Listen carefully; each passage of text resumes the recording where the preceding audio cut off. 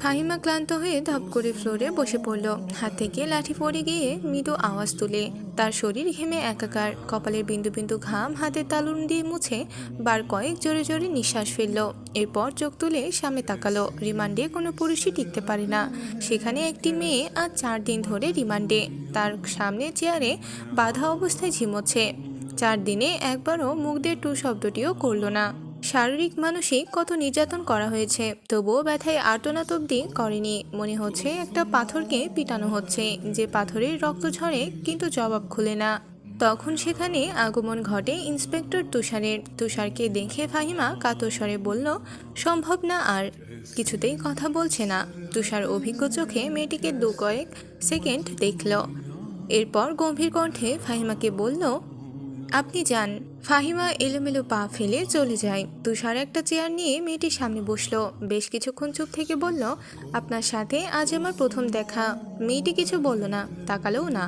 তুষার মেয়েটির দিকে সূক্ষ্ম দৃষ্টি মেলে তাকালো, বলল, মা বাবাকে মনে পড়ে? মেয়েটি চোখ তুলে তাকায়, ঘোলাটে চোখ, কাঁটা ঠোঁট থেকে রক্ত ঝরছে, চোখের চারপাশ গাঢ় কালো, চোখ দুটি লাল। মুখের এমন রং রিমান্ডে আসা সব আসামিরই হয়। তুষার মুখের প্রকাশভঙ্গি আগের অবস্থানে রেখেই আবারও প্রশ্ন করল, মা বাবাকে মনে পড়ে? মেয়েটি মাথা নাড়ায়, মনে পড়ে তার। তুষার একটু ঝুঁকে মেয়েটি অসহায় দৃষ্টি মেলে তাকায়। তুষার মেয়েটির হাতের বাঁধন খুলে দিয়ে নির্বিকার ভঙ্গিতে প্রশ্ন ছুড়ল, নাম কি? যদিও তুষার মেয়েটির নাম সহ পুরো ডিটেলস জানে, তবুও জিজ্ঞাসা করলো। তার মনে হচ্ছে মেয়েটি কথা বলবে। সত্যি তাই হলো। মেয়েটি ভারাক্রান্ত কণ্ঠে নিজের নাম উচ্চারণ করলো, পদ্ম। আমি আমি পদ্মজা। পদ্মজা হেলে পড়ে তুষারের ওপর। তুষার দ্রুত ধরে ফেলল, উঁচু কণ্ঠে ফাহিমাকে ডাকলো, মিস ফাহিমা, দ্রুত এদিকে আসুন। ফাহিমা সহ আরো 2জন দ্রুত পায়ে ছুটে আসে। সালটা 1989 সাল। সকাল সকাল রশিদ ঘটকের আগমনে হেমলতা ভীষণ বিরক্ত হন। তিনি বারবার পই পই করে বলেছেন, পদ্মর বিয়ে আমি এখনই দেব না, পদ্মকে অনেক পড়াবো। তবুও রশিদ উদ্দিন প্রতি সপ্তাহে সপ্তাহে এক এক পাত্রের খোঁজ নিয়ে আসবেন। মেয়ের বয়স তার কতই হলো, মাত্র 16। শামসুল আলমের মেয়ের বিয়ে হয়েছে 24 বছর বয়সে। পদ্মর বিয়েও তখনই হবে পদ্মর পছন্দ মতো। হেমলতা রশিদকে দেখেও না দেখার ভান করলেন।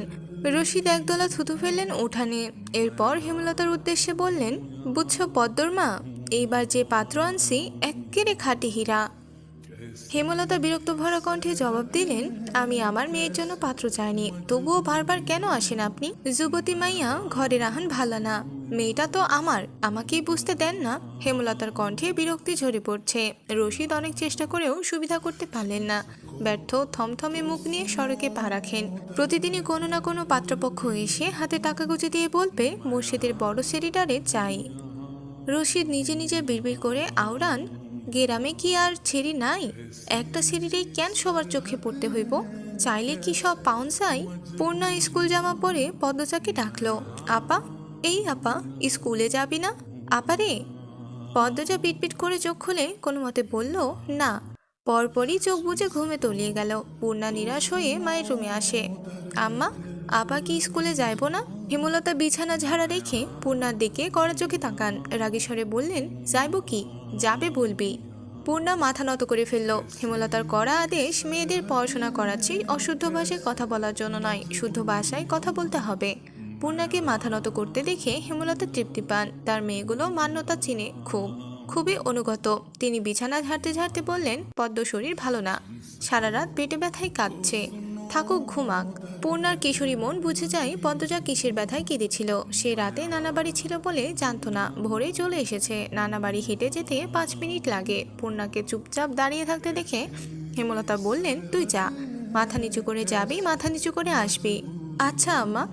পূর্ণা রুমে এসে আয়নার সামনে দাঁড়ালো, নিজেকে খুঁটিয়ে খুঁটিয়ে দেখলো। এরপর গত মাসে মেলা থেকে আনা লাল লিপস্টিক গাঢ় করে ঠোঁটে মাখে।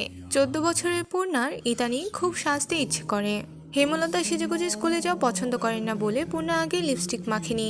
3 দেওয়ালের কাঠের ঘড়ির কাঁটায় সকাল 10টা বাজলো মাত্র। এখনো পদ্মজা উঠল না। হেমলতা মেয়েদের রুমে ঢোকেন। পদ্মজা 2 হাত ভাঁজ করে ঘুমাচ্ছেন। জানালা পর্দা ভেদ করে আসা আলতো পেলব রোদ্দুরের স্পর্শে পদ্মজার মসৃণ পাতলা ঠোঁট, ফর্সা ত্বক চিকচিক করছে। হেমলতা বিসমিল্লা বলে 3 বার ফু দেন মেয়ের শরীরে। গুরুজনরা বলেন, মায়ের নজর লাগে বেশি, নজর কাটাতে বিসমিল্লাহ বলে ফু দিতে হয়। হেমলতার মায়া লাগছে পদ্মজার ঘুম ভাঙাতে, তবুও আদুরে গলায় ডাকলেন, পদ্ম, এই পদ্ম। পদ্মজা চোখ খুলে মাকে দেখে দ্রুত উঠে বসে। যেদিন ঘুম থেকে উঠতে দেরি হয় সেদিন হেমলতায় ডেকে তোলেন। পদ্মজা অপরাধী কণ্ঠে প্রশ্ন করল, বেশি দেরি হয়ে গেছে আম্মা?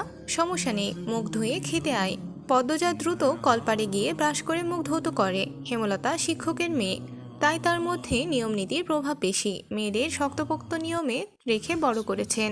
পদ্মজা রান্নাঘরে ঢুকে দেখলো প্লেটে খাবার সাজানো। সে মৃদু হেসে প্লেট নিয়ে টেবিলে গিয়ে বসলো। তখন হেমলতা আসেন। পদ্ম দ্রুত ওড়না দিয়ে মাথা ঢাকে। হেমলতার দেওয়া আরেকটা নিয়ম, খাওয়ার সময় মাথা ঢেকে খেতে হবে। পদ্মজা নিশ্চুপ থেকে শান্ত ভঙ্গিতে খেতে থাকলো।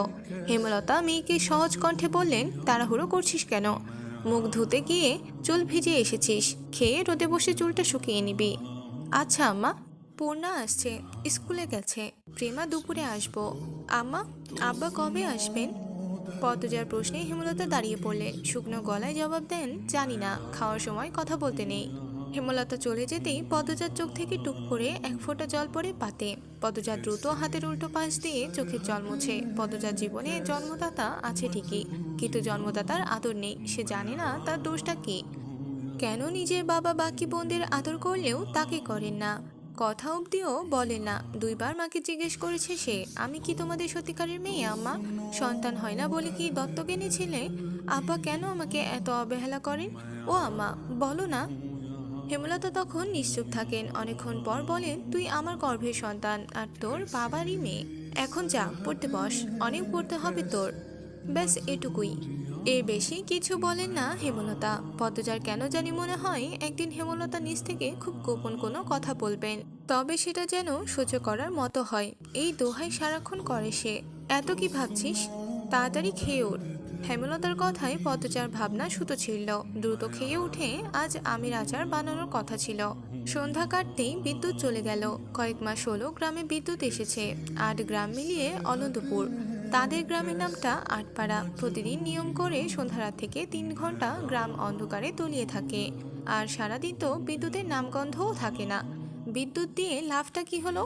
পদ্মজা, পূর্ণা, প্রেমা ৩ বোন একসাথে পড়তে বসেছিল। বাড়ি অন্ধকার হতেই ৯ বছরের প্রেমা খামচে ধরে পদ্মজার ওড়না। পদ্মজা মৃদু স্বরে ডাকলো, আম্মা, আম্মা, আয়, টর্চ নিয়ে যা। হেমলতার আহ্বানে পদ্মজা উঠে দাঁড়ালো। প্রেমা অন্ধকারে খুব ভয় পায়। পদ্মজার ওড়না ছেড়ে পূর্ণার হাত চেপে ধরে। টর্চ নিয়ে রুমে ঢোকার মুহূর্তে পদ্মজা গেট খোলার আওয়াজ পেল। ওকে দিয়ে হানিফকে দেখে সে দ্রুত রুমে ঢুকে পড়ল। হানিফ পদ্মজার সৎ মামা। বুবু, বাড়ি আন্ধার কেন? বাত্তি টাত্তি জ্বালাও। হানিফের কণ্ঠ। হানিফ আসছিস? হেমলতা রুম থেকে বেরিয়ে বলেন, হাতে হারিকেন। হানিফ সবকটি দাঁত বের করে হাসলো, বলল, হ আমি। আয় ভেতরে আয়। হানিফ বারান্দা পেরিয়ে বড় ঘরে ঢুকে বলল, তোমার সেরিগুলান কইতে? আছে রুমে, পড়ছে। এই অন্ধকারেও পড়ে? হেমলতা কিছু বললেন না। হানিফ এই বাড়িতে আসলে কেন জানি খুব অস্বস্তি হয়। অকারণেই। ওদের খাওয়ার সময় হয়ে গেছে, তুইও খেয়ে নে। এইখানেই খামো না তোমার সরাইখানার যাইতে হইব? কথাটায় রসিকতা ছিল। গ্রামে থেকেও হেমলতা খাওয়ার জন্য আলাদা রুম নির্বাচন করেছেন। সেটা হানিফের কাছে রসিকতাই বটে। হেমলতার প্রশ্নে জবাব সোজাসাপটা না দিয়ে বললেন, খেতে চাইলে খেতে আয়। পদ্মজা কিছুতেই খেতে আসলো না। কেমন জড়সড় হয়ে আছে। মনে হচ্ছে হানিফকে ভয় পাচ্ছে বা অবহেলা করছে। হানিফ ৬ বছর সৌদিতে ছিল। ৩ মাস হলো দেশে ফিরেছে। ৩ মাসে যতবার হানিফ এই বাড়িতে পা রেখেছে ততবারই পদ্মজা অজুহাত দিয়ে দূরে দূরে থেকেছে। হেমলতার বিচক্ষণ মস্তিষ্ক মুহূর্তেই ভেবে নিল অনেক কিছু, তাই জোর করলেন না। আজই এই লুকোচুরির ফয়সালা হবে। হানিফ পদ্মজাকে দেখার জন্য অনেক ছলচাতুরি করলো, কিছুতেই সুযোগ পেল না। বিদ্যুৎ আসার ঘণ্টাখানেক পর হানিফ চলে যায়। পূর্ণা, প্রেমা রুমে ঢুকতেই পদ্মজা ঝাঁপিয়ে পড়ে। রুদ্ধশ্বাস কণ্ঠে বলল, কতবার না করেছি লোকটার পাশে বেশিক্ষণ না থাকতে, তোরা কেন শুনিস না আমার কথা? পূর্ণা ও প্রেমা বিস্ময়ে হতবিহ্বল। পদ্মজা কখনো তাদের এমন নিষেধ দেয়নি, তাহলে এখন কেন এমন বলছে? হেমলতা রুমে ঢুকতেই পদ্মজা চুপসে গেল। পদ্ম, আমার রুমে আয়। মায়ের এমন কঠিন কণ্ঠ শুনে পদ্মজার কলিজা শুকিয়ে আসে। হেমলতা নিজের ঘরে চলে যান। হেমলতা মেয়ের দিকে তীক্ষ্ণ দৃষ্টিতে তাকিয়ে আছেন। পদ্মজা নতজানু হয়ে কাঁপছে। সুন্দরীরা ভীতু আর বোকা হয় তার দৃষ্টান্ত প্রমাণ পদ্মজা। হেমলতার খুব মায়া হয় পদ্মজার সাথে উঁচু কণ্ঠে কথা বলতে। পদ্মজা রূপসী বলেই হয়তো। গোপনে আবেগ লুকিয়ে তিনি বজ্রকণ্ঠে প্রশ্ন করলেন, কি লুকোচ্ছিস? হানিফের সামনে কেন যেতে চাস না? সে কি করেছে? পদ্মজা ফোপাতে থাকে।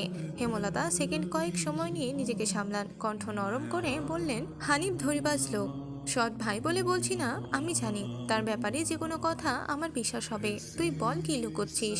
মায়ের আদুরে কণ্ঠে পদ্মজা আচমকা বাঁধ ভাঙা নদীর মতো হু হু করে কেঁদে উঠল।